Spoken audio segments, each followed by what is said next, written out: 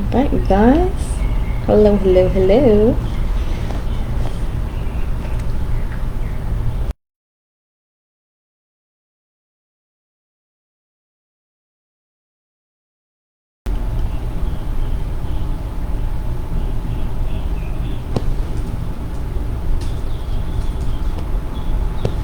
Alright, without further ado, let's go ahead and get into our story of the day. Like I said in the introduction video, we are going to go over Gideon and the Midianites.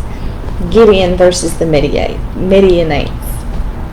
Alright, let's go ahead and start out with a quote. This one is interesting, so bear with me.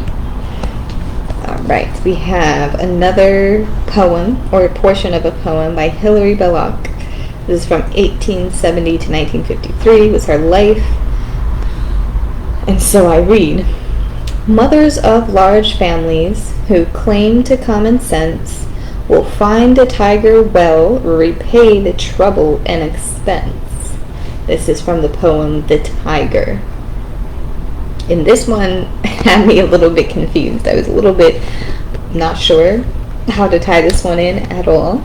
But what helped is I actually looked up the author, right, and discovered that she was in fact a poet, and I found the full poem. So let me read this. I think it will help clarify this a little bit more.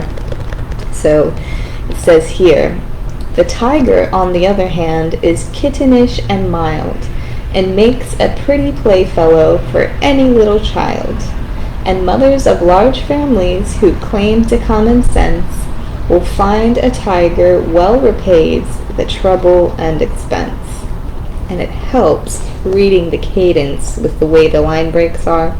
For me, I just scrawled all of this out in one line. It doesn't really make too much sense, but with the cadence, we can gauge, right, that a tiger, however majestic or even cute and playful they are as kittens, right, might be tempting to make it a friend or a playfellow, like it says here. Then it goes on to say, but mothers with large families who claim to common sense will find a tiger well repays the trouble and expense, giving us the contrast that the tiger is actually a vicious, cold-blooded killer, right? They will, take some stress off the mother by, in fact, taking their child. Ooh, scary, right? Interesting. Like, how am I going to tie this into Midian? Not sure. But after thinking about it, doing a little, silent conversation with the Lord, we can relate this tiger perhaps to the majesty or the, just going to say majesty of what the Canaanites and everybody else thought of Baal and Asherah, right? The household gods. I wanted to do a little bit of research on Baal and Asherah to see, were these real entities? Were they actually, why did people worship Baal and Asherah? So it turns out that yes, they were real entities. Baal was like the storm god, right? The god of rain, weather, storms. So they would pray to him for rain, essentially. And Asherah was she was the feminine archetype. She was Baal's partner. She was fertility and that sort of thing.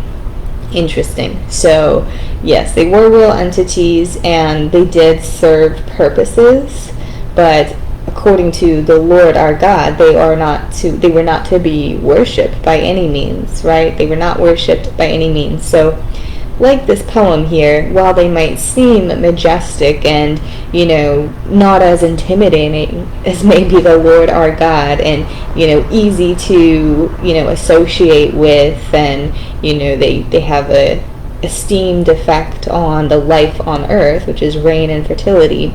So it might seem easy and convenient to go ahead and make friends with these gods or praise these gods and pray for them and, worship them. It's not such a good idea because, of course, that is against what the Lord himself has commanded to, yes, a group of people, but I'm sure it must have been reiterated to those that have transitioned to worshiping Baal and Asherah. I'm sure there was something in there that said, you are not to do that. But of course the people ignored. But the outcome of worshiping to Baal and Asherah was that people would do strange things to appeal to Baal and Asherah. I don't know how true any of this is, but I did read that some of it involved even child sacrifice. Interesting, because it kind of ties into the poem. Also, weird sexual practices, right? There were like public sexual shows, and like it was just kind of like sexual perversion, right? Just, not really good things, right? Not really stuff. Still happens today, but you know what I'm saying, right? Not really on cue with the way that the Lord wanted the world to operate and how the Lord wanted the world to worship. That is the most important thing. Like, what are we spending our attention and our time with? And that also goes to continue the point that idolatry, while we may not look to specifically Baal and Asherah anymore, what they had represented or what they had conjured was this strange worship of time and attention to other things, whether that be sports, whether that be sex on TV, on the internet, what have you. This just perversion of our natural way of living. That's what we have to try to stay away from. I'm not saying, like, me in sports, I will always bash, religious sports watching, because it is very much, I see, it's like a worshipped practice or ritual. So I'll never condone it. I won't. And then the sex thing, it should be something that's private and sacred, right? I've learned that over time. But yes, it very much is something that should not be in public view, or what's it going to say? No perversion of things. Like, don't make it weird, essentially. Don't make it weird. Yes, so with that, we have a little bit of familiarity with Baal and Asherah. We learn that Gideon destroyed his father's temple or worship place of Baal and took down the Asherah pole. And apparently, yes. Okay.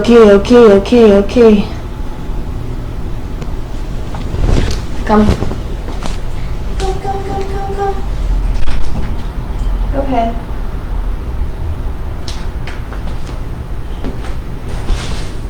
Alright, let me get on here for a second, you guys. I apologize.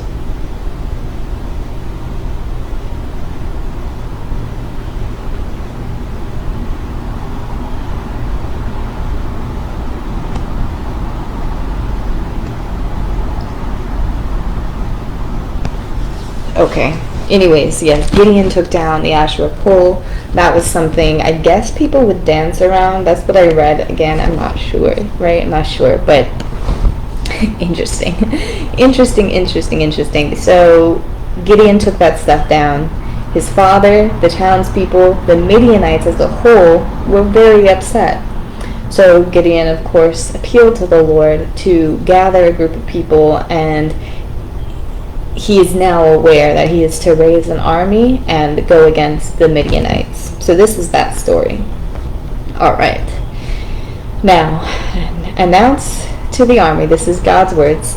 Now announce to the army, anyone who trembles with fear may turn back and leave Mount Gilead. So 22,000 men left, while 10,000 remained. Just take note on the amount of people, right?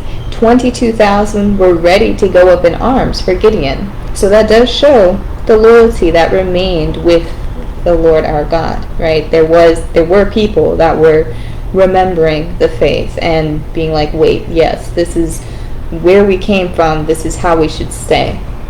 People remembering the faith. Some of them might not have been equipped to fight, so 10,000 remained after the other 12,000 had left. And the Lord even said, 10,000 is too many people. It's too many people.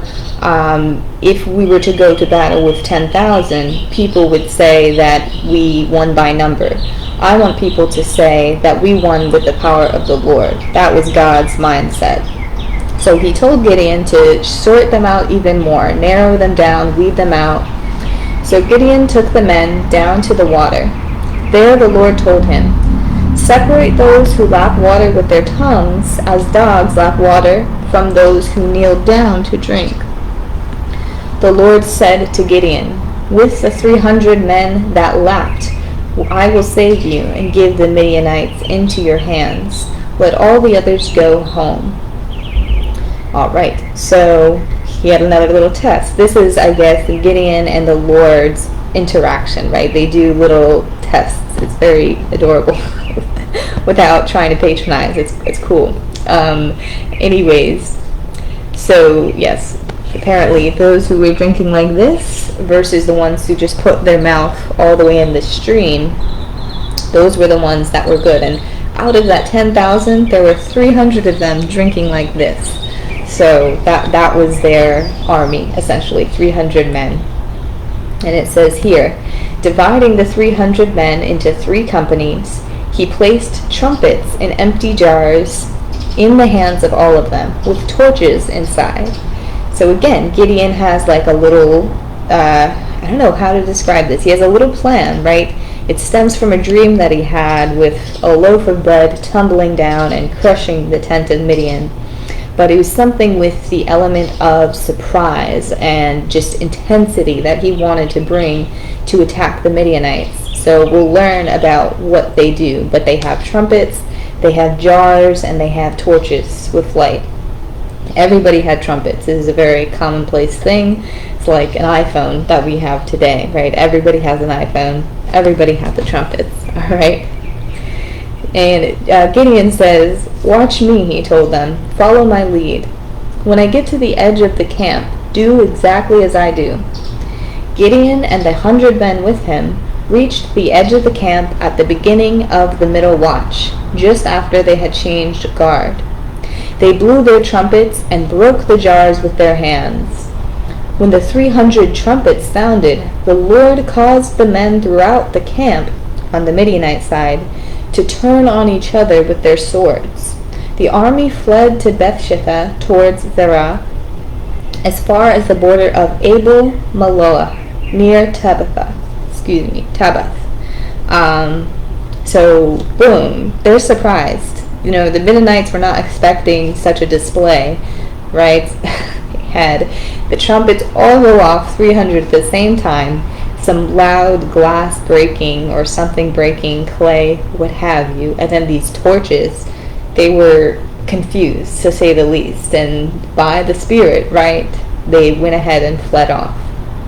So Gideon and his men chased them down.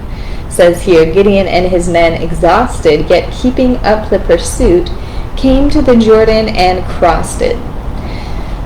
And then he came to the officials of Sukkoth and asked, "Will you please give my soldiers something to eat and some water? We're tired." But the officials of Sukkoth said, "Do you already have the hands of Zebah and Zalmunna in your possession? Why should we give bread to your troops?" So Zebah and Zalmunna were the kings of Midian.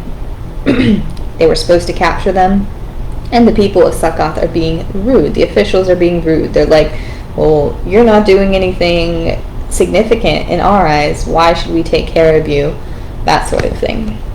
Then Gideon replied, "Just for that, when the Lord has given Zebah and Zalmunna into my hand, I will tear your flesh with desert thorns and briers." From there he went up to Peniel, and he made the same request of them, but they answered as the men of Sukkoth had. So he said to the men of Peniel, "When I return in triumph, I will tear down this tower." Wow. So, quick reroute. I like the confidence that Gideon has, right? He's like, when I return in triumph. And he also says, when the Lord has given Zebah and Zalmunna into my hand. So he's already knowing that it's going to go in his favor. And that is the way that we really should approach life at all times, just knowing that it's handled, it's going to be taken care of. Speaking with that confidence is speaking it into existence, but of course just having that faith that yes, it's already done for you. Zebah and Zalmunna, the two kings of Midian, fled, but he pursued them and captured them, routing the entire army. So they're done, essentially. And once he has Zebah and Zalmunna, he goes back, and he does what he says. Then Gideon said to the men of Sukkoth, "Here are Zebah and Zalmunna, about whom you taunted me by saying, 'Do you already have the hands of Zebah and Zalmunna in your possession? Why should we give your bread to your exhausted men?'" Why should we give bread to your exhausted men? He took the elders of the town and taught the men of Sukkoth a lesson by punishing them with desert thorns and briers. He also pulled down the tower of Peniel and killed the men of the town.